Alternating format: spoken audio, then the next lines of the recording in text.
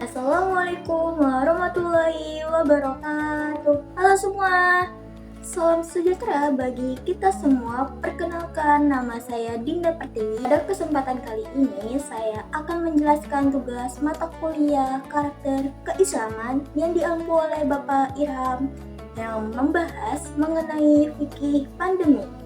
Pada awal tahun 2020, dunia digemparkan dengan munculnya sebuah penyakit yang bernama COVID-19. Virus yang berasal dari Wuhan, Cina ini menyebar hampir seluruh dunia. COVID-19 menjadi sebuah hal yang melumpuhkan sebagian besar kegiatan. Kemunculan COVID-19 secara tidak langsung telah memberikan dampak besar hampir di seluruh bidang, termasuk dalam dunia pendidikan. Oleh karena itu, para ulama menyusun pedoman fikih pandemi sebagai panduan agar umat Islam tetap dapat beribadah sesuai syariat tanpa mengabaikan keselamatan jiwa. Fikih pandemi adalah pedoman hukum Islam yang mengatur tata cara ibadah dan kehidupan sosial selama masa wabah penyakit ini berlangsung. Pedoman ini disusun berdasarkan Al-Quran, hadis, kaidah fikih, dan pendapat para ulama. Oleh karena itu, pedoman ini menyesuaikan aturan normal dan kondisi darurat demi menjaga keselamatan umat. Fikih pandemi memiliki beberapa tujuan penting, yaitu pertama, menjaga keselamatan jiwa atau hifz an-nafs. Dalam Islam, melindungi kehidupan manusia merupakan salah satu tujuan utama syariat. Karena itu, ibadah tidak boleh menjadi penyebab seseorang tertular penyakit. Yang kedua yaitu memberikan pedoman ibadah saat pandemi. Dengan adanya pedoman ini, umat Islam mengetahui bagaimana caranya ibadah yang benar ketika kondisi tidak memungkinkan seperti biasanya. Yang ketiga yaitu keseimbangan antara ibadah dan keselamatan masyarakat, artinya yaitu umat tetap menjalankan kewajiban agama, tetapi juga memperhatikan kesehatan diri sendiri dan orang lain. Yang keempat yaitu memberikan kemudahan atau ruqyah. Ruqyah adalah keringanan yang diberikan oleh Allah kepada umat Islam ketika berada dalam kondisi tertentu seperti sakit, bepergian, atau saat ketika terjadi pandemi. Ruang lingkup penyesuaian pelaksanaan ibadah pada masa pandemi. Pandemi COVID-19 membawa perubahan dalam pelaksanaan berbagai ibadah umat Islam. Penyesuaian tersebut dilakukan sebagai bentuk penerapan prinsip syariat yang mengutamakan keselamatan jiwa tanpa menghilangkan esensi ibadah. Penyesuaian tersebut mencakup beberapa aspek sebagai berikut. Pertama yaitu sholat Jumat, yang kedua sholat berjamaah di masjid, yang ketiga yaitu ibadah Ramadan seperti tarawih, witir atau iktikaf. Yang keempat yaitu zakat fitrah dan zakat mal. Yang kelima itu Idul Fitri. Yang keenam itu penyelenggaraan jenazah muslim yang terpapar COVID-19. Nah, saya akan menjelaskan masing-masing penyesuaian tersebut. Pertama yaitu sholat Jumat. Sholat Jumat adalah sholat wajib 2 rakaat yang dilaksanakan setiap hari Jumat secara berjamaah bagi laki-laki muslim yang memenuhi syarat. Nah, penyesuaian selama pandemi itu seperti sakit atau berisiko tertular COVID-19 diperbolehkan tidak menghadiri sholat Jumat, tapi kewajiban tersebut diganti dengan sholat zuhur yaitu 4 rakaat di rumah. Ketentuan ini merupakan bentuk ruqyah atau keringanan dalam syariat yang bertujuan menjaga keselamatan jiwa sebagai salah satu tujuan utama syariat Islam. Yang kedua yaitu sholat berjamaah di masjid. Sholat berjamaah adalah sholat yang dilakukan bersama-sama yang dipimpin oleh seorang imam. Penyesuaian selama pandemi yaitu seperti pertama, sholat berjamaah dapat dilakukan di rumah apabila terdapat resiko penularan. Yang kedua yaitu masjid dapat ditutup sementara berdasarkan pertimbangan keselamatan. Yang ketiga yaitu penggunaan masker, menjaga kebersihan, dan mengikuti protokol kesehatan yang diperbolehkan. Yang ketiga yaitu ibadah Ramadan seperti tarawih, witir, dan iktikaf.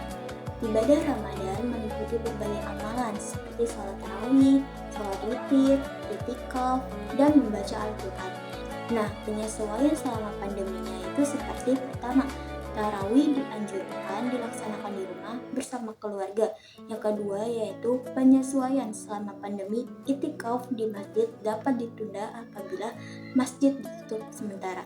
Yang ketiga yaitu sholat witir tetap dapat dilaksanakan seperti biasa karena dapat dilakukan di rumah. Yang keempat yaitu zakat fitrah dan zakat mal. Zakat fitrah adalah zakat yang wajib dikeluarkan oleh umat Islam menjelang Idul Fitri sebagai bentuk penyucian diri setelah berpuasa. Nah, sedangkan zakat mal adalah zakat yang dikenakan atas segala jenis harta yang diperoleh secara halal dan memenuhi syarat-syarat tertentu dalam syariat Islam, seperti kepemilikan penuh, mencapai batas minimal atau hisab, dan telah dimiliki selama 1 tahun haul.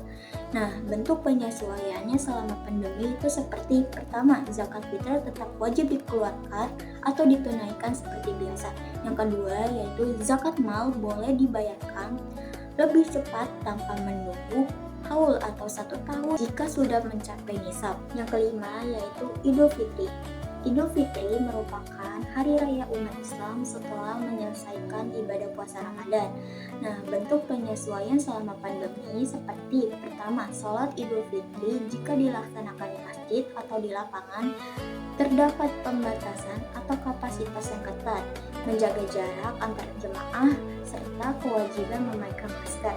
Jemaah juga dianjurkan membawa peralatan sholat seperti sejadah sendiri. Kedua yaitu silaturahmi virtual. Untuk mencegah kerumunan, kunjungan fisik secara langsung ke rumah sanak saudara dan tetangga sangat dibatasi.